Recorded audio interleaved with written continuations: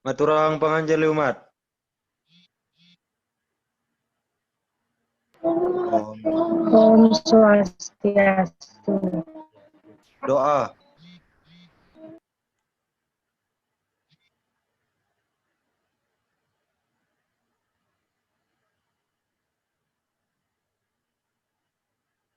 Selesai. Oke, selamat siang anak-anak. Hari ini kita akan melanjutkan pertemuan kembali. Nah, sebelumnya untuk absensi silakan kalian mengabsen lewat chat room di Zoom ini. Silakan kalian tuliskan nama dan nomor absen kalian di chat room sebagai bukti kehadiran kalian. Kita akan melanjutkan kembali pembelajaran yang sudah kita lakukan pada pertemuan sebelumnya. Jadi kita masih membahas terkait dengan bab yang kedua, yaitu bagaimana kondisi politik dan juga ekonomi Indonesia di awal masa kemerdekaan sampai dengan masa demokrasi liberal. Nah, sekarang kita akan membahas materi yang kedua, yaitu terkait dengan kondisi politik Indonesia di masa demokrasi liberal. Kemudian sekarang kita akan beranjak ke materi tentang kehidupan politik Indonesia di masa demokrasi liberal.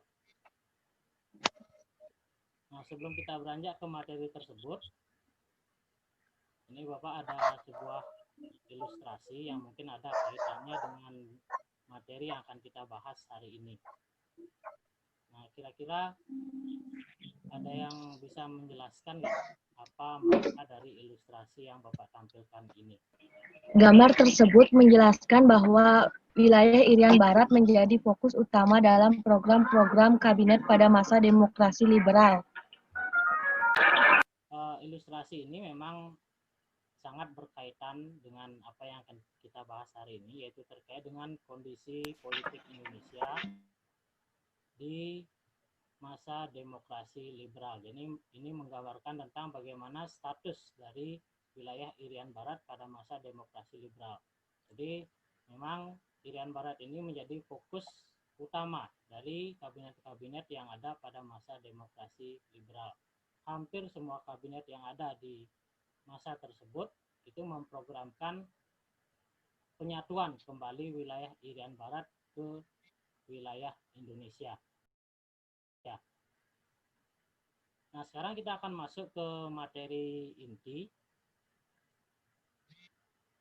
Nah, yang akan kita bahas di materi kehidupan politik Indonesia di masa demokrasi liberal itu adalah terkait dengan kabinet-kabinet yang ada pada masa demokrasi liberal. Nah, itu dimulai dari kabinet Natsir sampai dengan kabinet yang terakhir, yaitu kabinet Juanda. Nah, untuk pembahasan ini, silakan kalian langsung menuju ke LMS sekolah, jadi ke daring Semansa. Nah, di sana Bapak unggah beberapa materi. Ini adalah materi-materi ataupun kegiatan yang harus kalian ikuti di daring Semansa. Jadi ini ada materi PowerPoint yang sudah Bapak tampilkan tadi sebagai pembuka materi. Kemudian di sini ada modul yang bisa kalian baca, yang bisa kalian pedomani sebagai bahan diskusi nanti. Kemudian tentunya di sini kalian harus mengikuti diskusi. Kemudian ada evaluasi berupa lembar kerja peserta didik. Nah, ini juga harus kalian ikuti.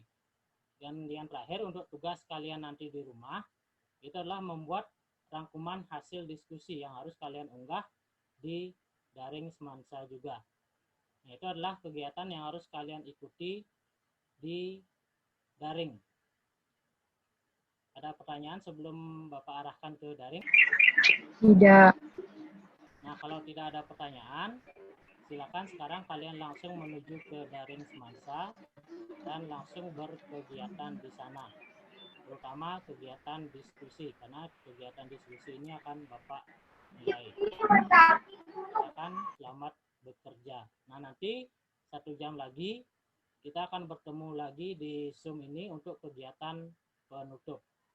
Terima kasih, selamat bekerja.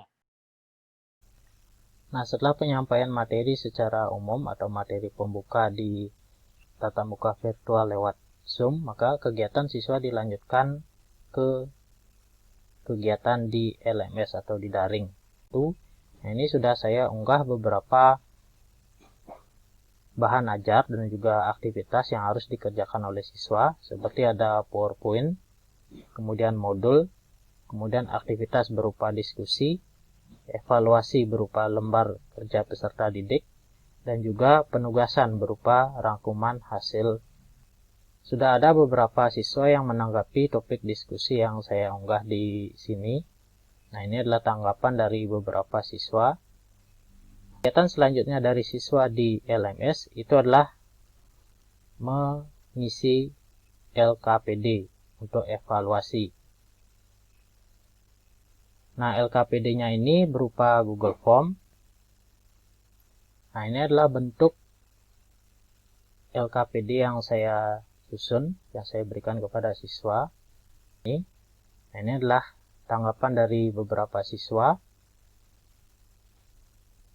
Nah, ini tanggapan dari siswa untuk LKPD-nya. Dan juga di kegiatan inti saya menyisipkan penugasan dalam bentuk upload file, yang mana saya meminta siswa untuk membuat sebuah mind mapping. Nah, ini adalah salah satu mind mapping yang dikumpulkan oleh siswa. Jadi dari sini saya bisa menilai seni. Jadi seni dari produk yang siswa kirimkan. Jadi sistemnya. Nah, setelah kegiatan evaluasi berupa LKPD, kegiatan siswa berikutnya itu adalah berupa penugasan. Yaitu siswa ditugaskan untuk merangkum hasil diskusi ke dalam bentuk laporan ataupun makalah. Laporan ini agar dikumpulkan paling lambat pada pertemuan berikutnya. Nah, setelah kegiatan inti di LMS, maka kegiatan siswa selanjutnya itu akan diarahkan kembali untuk masuk ke Zoom meeting untuk mengikuti kegiatan penutup. Pak. Ya. Kesimpulan dari hasil diskusi yang saya lakukan di daring yaitu periode tahun 1950 sampai 1959 dalam sejarah Indonesia disebut sebagai sistem demokrasi parlementer yang memperlihatkan semangat awal berdemokrasi. Oleh karena itu, sistem pemerintahan yang dibangun mengalami kendala yang mengakibatkan jatuh bangun kabinet. Banyaknya partai-partai dianggap sebagai salah satu kendala yang mengakibatkan kabinet atau pemerintahan tidak berusia panjang. Nilai kerjasama. Bagaimana kita bekerja sama untuk membangun negara Indonesia menjadi lebih maju? Nilai yang dapat digali yaitu nilai tanggung jawab, di mana para kabinet bertanggung jawab untuk menyelesaikan program-program yang ia bangun atau yang sudah disusun. Ya, bagus. Jadi itu tadi kesimpulan. Jadi dua kesimpulan yang sudah disimpulkan oleh kedua teman kalian. Jadi memang benar pada masa demokrasi liberal ini memang terjadi jatuh bangun kabinet. Nah, jatuh bangun kabinet ini tentunya pasti akan berdampak kepada kehidupan politik, ekonomi, sosial, dan budaya Indonesia. Nah, ada beberapa nilai yang bisa digali dari